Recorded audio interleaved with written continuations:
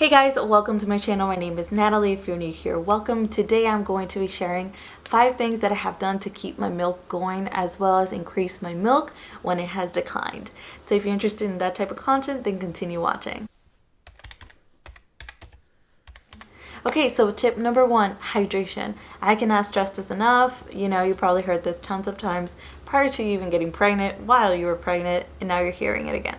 You need to drink a lot of water in order for you to produce a lot of milk. I actually drink 1.5 gallons of water a day, and I do this because I dealt with really bad digestion and hemorrhoids after I gave birth, and thus that I had a C-section. And even then, I had a lot of issues.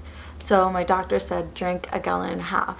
Now you probably need to drink a little bit less than that, but just make sure that you're drinking a lot of water, and you'll be able to notice that if you're hydrated in your urine. So depending on how dark your urine is, you're probably really dehydrated. You don't want it as clear as water, but you want it to have like a slight yellow tint, and that tells you you're hydrated.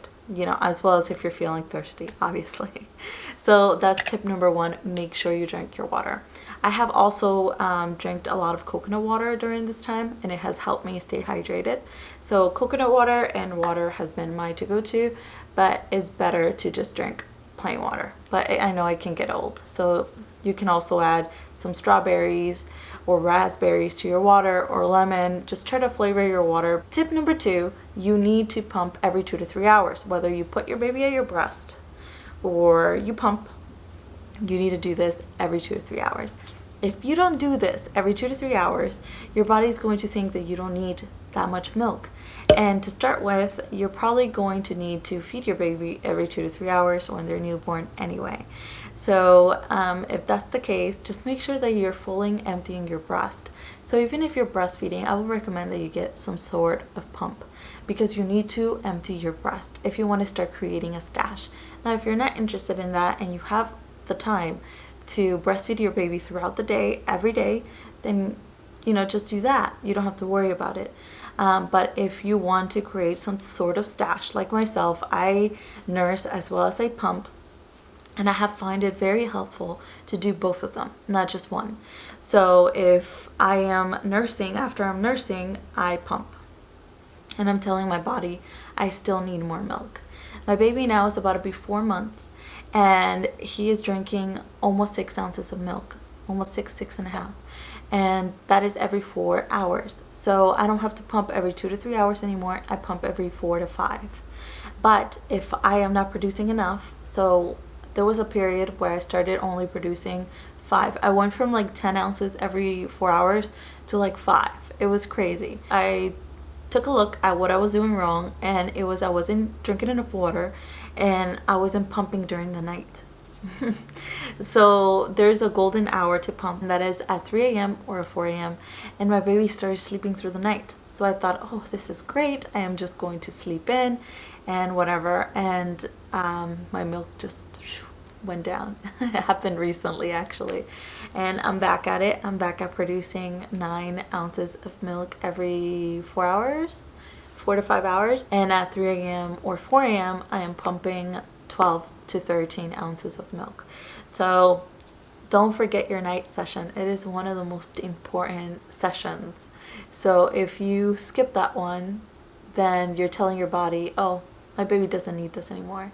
So it would just decline. So make sure that you fully empty your breast, that you're putting your baby at your breast every 2 to 3 hours if they're still very little, or if you need to increase your supply, make sure that you keep your pumps longer. After you have fully emptied your breast, continue pumping for about 10 minutes.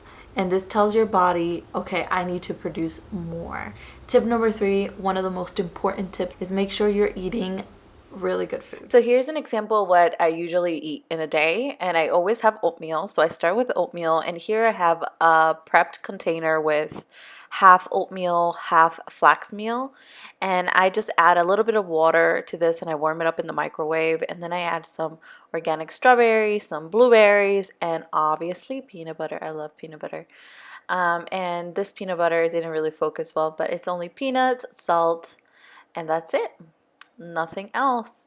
And then I like adding some honey on top of that, and it looks this delicious. And I have this twice a day if I'm really low in supply. Okay, so this, you probably already heard about this. This is the Mother's Milk Tea. I get this from Target. I don't drink this every day anymore, but I used to drink it every day when I was low in supply. But I wanted to show you guys that this is what it looks like. It does not taste that great, but I know that it does have some benefits. But if you are not really into tea, just drink water and that will do. I haven't really been craving greens lately, but I know that I need them. So spinach is kind of like my to-go-to because it doesn't really taste like anything. And I am adding some tuna for protein purposes.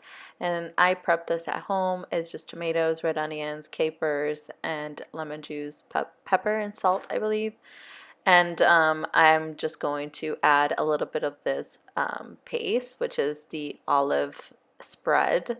So I recommend always having at least 2 prepped quick meals to go to in the fridge, and I usually take 2 days out of my week to prep these meals because it just makes my life so much easier. And usually it's oatmeal and something else because I have oatmeal every single day, but this time I decided to have some tuna, and I went with some yellow corn chips just to add some texture to the salad. And I am just going to have a glass of water with that and just take a seat and just enjoy the meal.